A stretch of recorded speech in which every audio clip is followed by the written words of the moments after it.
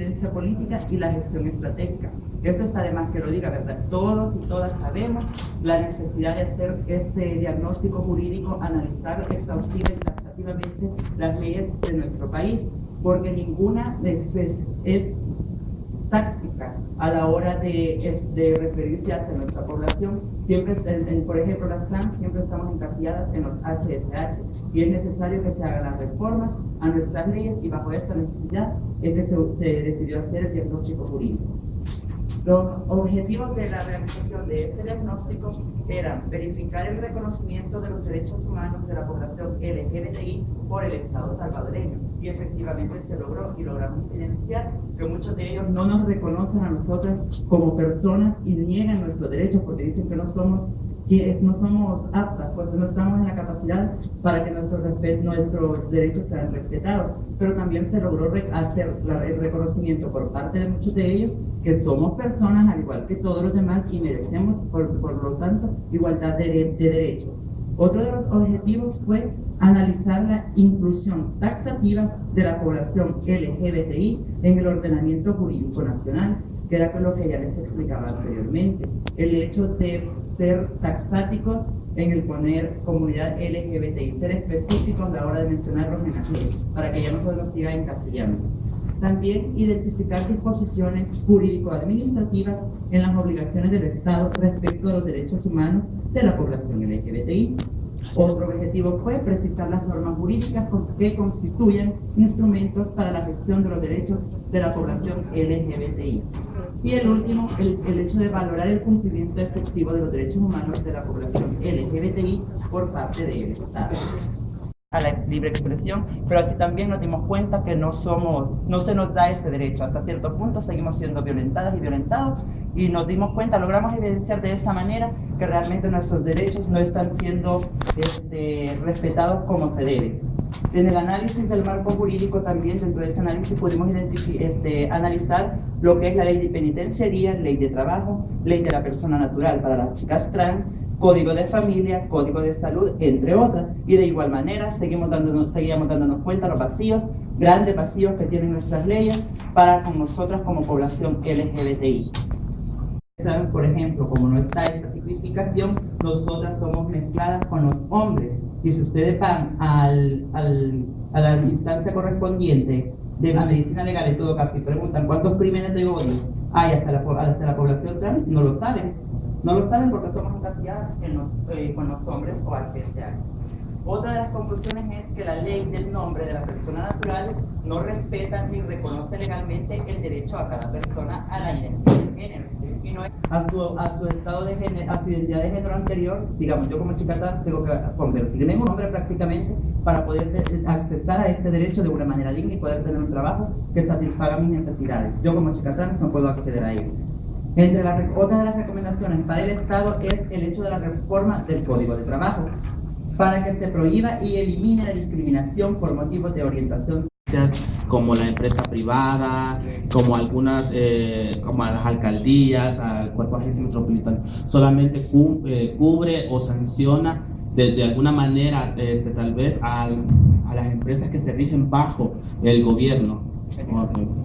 Es un decreto ejecutivo, nada más. Entonces, y no tiene ningún tipo de sanción. ¿Sí, doctor? Y también quería agregar que este decreto, una de las como de los mandatos que tiene es que la Secretaría de Inclusión Social debe de dar asistencia a las instituciones del Estado para que revisen sus políticas internas, sus normativas, y las puedan actualizar, mejorar de tal forma que sean favorables para la comunidad LGBTI. Pero la Secretaría todavía no ha dado ese tipo de asistencia a las instituciones. Están más hablando del tema de sensibilizar, pero esa función específica todavía no la han abordado. Lo que a mí me interesa es, sí estamos trabajando, ¿verdad? Porque Concavis, yo nací de ahí, de Concavis, ¿verdad? Y veo que Concavis ha tratado de manejar el decreto 56, que es este afiche, ¿verdad? Y este afiche nos lleva mucho, ¿verdad? Pero El Salvador es muy grande, muy extenso. Ahora bien, busquemos estrategias. Por ejemplo, Concavis estuvo en una marcha, ¿verdad? Dando estos decretos, Y lastimosamente nuestra comunidad, ¿verdad?, lo votaba, ¿verdad? Y nosotros decíamos, qué desperdicio de información. ¿Por qué razón? Porque en mi caso, yo puse una demanda, ¿verdad?, en el Ministerio de Trabajo, porque hubo una cierta anomalía por ser trans, no me aceptaron en esa institución privada y yo lo puse. A pesar de que decía de que a las instituciones públicas se aplicaba este decreto, pero sin embargo me escucharon el llamado. Estuvimos en monográfico sobre la población LGBT en El Salvador. Les voy a comentar cómo se desempeñó este trabajo de mis compañeras. Se tomaron en cuenta los dos periódicos principales en nuestro país, que es la Prensa Gráfica y el Diario de Hoy. Como pueden observar, este es el afiche que se estaba llenando. Tomamos en cuenta el periódico, se ponía el nombre del periódico, en este caso era la Prensa Gráfica, la fecha cuando se dio la noticia, la sección donde aparece la noticia, se tomaba un titular y un subtitular y un resumen de la noticia en ese entonces. Donde dice investigadora, pueden notar que solo aparecen las abreviaturas de la persona, y en este caso era de Stacy Araujo. Y el trabajo desempeñaba que desde 2004 hasta la fecha 2012 se tenían que tomar en cuenta, teníamos un 3% y el delito un 4%. Y son noticias favorables para nosotros en la población. Como por ejemplo, la Secretaría de Inclusión Social, cuando se abrió y dio a conocer el decreto 56, esa era una noticia favorable para nosotros. También cuando el programa nacional de VIH ratificó y tomó la importancia de la población LGBT, y teníamos que hasta este año han ido otra vez disminuyendo. Les recalco el 2009 porque en ese año sufrimos mucho en cuanto a robos, secuestros, bastantes asesinatos y violaciones que se nos dieron a la población. Negación de estas poblaciones cuando los medios de comunicación abordan cuestiones de trascendencia nacional. Por ejemplo, los asesinatos de la comunidad, eso se podría también ser, y que nuestras muertes son muy agresivas, no es cualquier ciudad. Gracias a la asociación Concavis Trans por permitirle a elsalvador.com pues ayudarles en la coordinación de la comunicación de esta presentación. Algo que hay que hacer mucho énfasis en esto es la importancia de que se necesita, urge, de que haya capacitación para los medios de comunicación y los periodistas aquí en el país. Crear una capacitación, invitarles a que puedan aprender desde las cosas más básicas como los conceptos, botar los estereotipos, porque como decía la compañera, las noticias favorables que vienen en su mayoría, ojo con esto, y esto lo voy a decir off the record, todas esas noticias favorables es porque adentro del departamento de espectáculos de los dos periódicos de circulación tenemos heteroaliados o personas de nuestra comunidad que hasta tienen que mentir sobre su orientación sexual para poder trabajar ahí, pero ellos hacen lo posible de publicar semanalmente noticias favorables. Esa es la razón porque hay muchas noticias de farándula en pro de la diversidad sexual, porque tenemos gente de la diversidad trabajando ahí. Entonces es muy importante que tengamos ojo con eso, y sí pediría yo pues a quienes tienen la capacidad de podernos ayudar a gestionar esto tan urgente que son capacitación para los periodistas y los medios de comunicación aquí en nuestro país para sensibilizarles a la diversidad sexual.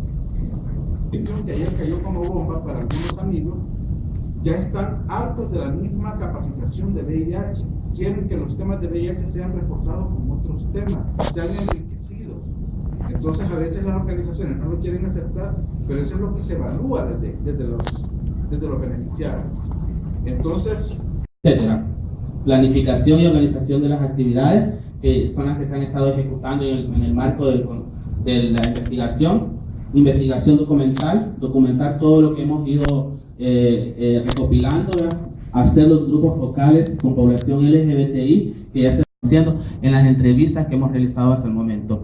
Sistematización y análisis de la información, esto todavía está en trabajo. Estructuración del informe final y la publicación del mismo, ¿verdad? Que todavía por eso no les aparece en sus discos, pero se les va a hacer llegar en su debido momento. Los resultados, etcétera. Resultados contra la vida, principalmente y con más frecuencia las mujeres trans. Aunque muy poco se habla, las mujeres trans que ejercen el trabajo sexual, en su mayoría, todas aportan una cuota semanal de extorsión a los señores bandidos. En los pocos casos que se toman las denuncias o que alguien se aboca a hacer una denuncia, la denuncia termina archivada o votada.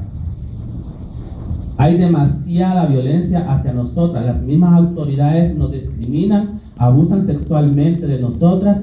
Esto es específicamente para las mujeres trans que ejercen el trabajo sexual en su mayoría. La mayoría de ellas manifestaron haber sido abusadas sexualmente por policías, soldados, agentes del CAN, etc. Y con se aprobaron los lineamientos de abordaje para personas lesbianas, gays, bisexuales, trans e intersexuales. Ahí nosotros ya empezamos a poner indicaciones para el personal de salud, específicamente en el tema de mujeres trans, que fueran aceptadas con el nombre que ellas quisieran ser identificadas en el momento de la atención médica.